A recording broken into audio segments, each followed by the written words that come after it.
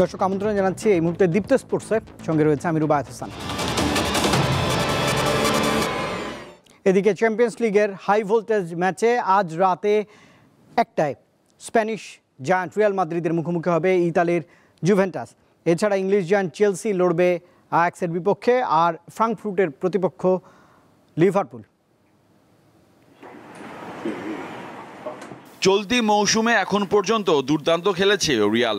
লা লিগায় 9 ম্যাচের 8 জয়ে পয়েন্ট টেবিলের শীর্ষে আছে তারা। ইউরোপ সেরা প্রতিযোগিতায় খেলা 2 ম্যাচ জিতেই স্প্যানিশ ক্লাবটি এখন পয়েন্ট তালিকার 2-এ।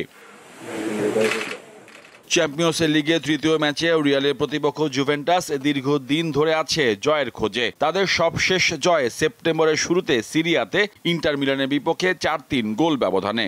লিগে 4 ম্যাচে 3টি ড্র ও 1টিতে হেরেছে তারা।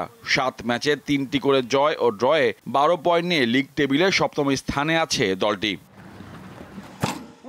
চ্যাম্পিয়ন্স লিগে বরুশিয়া ডর্টমুন্ড ও ভিয়ারিয়ালের সাথে ড্র করেছে তুরিনের ওল্ড লেডিরা। 2 ম্যাচে 2 পয়েন্ট নিয়ে চ্যাম্পিয়ন্স লিগে তাদের অবস্থান 23তম।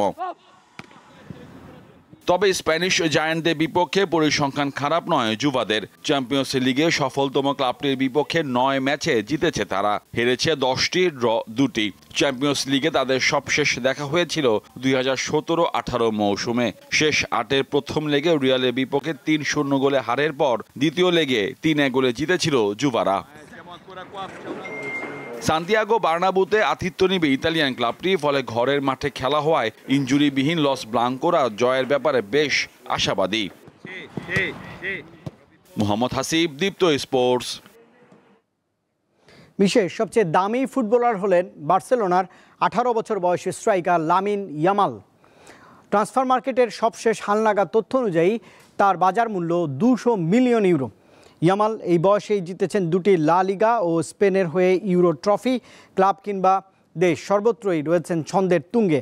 অক্টোবরের আপডেট অনুযায়ী ইয়ামালের পর দ্বিতীয় স্থানে যৌথভাবে আছেন 3 জন তারকা, রিয়াল মাদ্রিদের জুড বেলিংহাম ও কিলিয়ান এমবাপ্পে এবং ম্যানচেস্টার সিটির আর্লিং হালান্ড। 3 জনেরই বাজার মূল্য 180 মিলিয়ন ইউরো। 24 অক্টোবর বন্দরনগরী চট্টগ্রামে শুরু হচ্ছে জিয়া ফুটবল টুর্নামেন্ট। জেলা এবং বিভাগীয় ক্রীড়া সংস্থার উদ্যোগে আয়োজিত টুর্নামেন্টে অংশ নিচ্ছে মোট 4টি দল।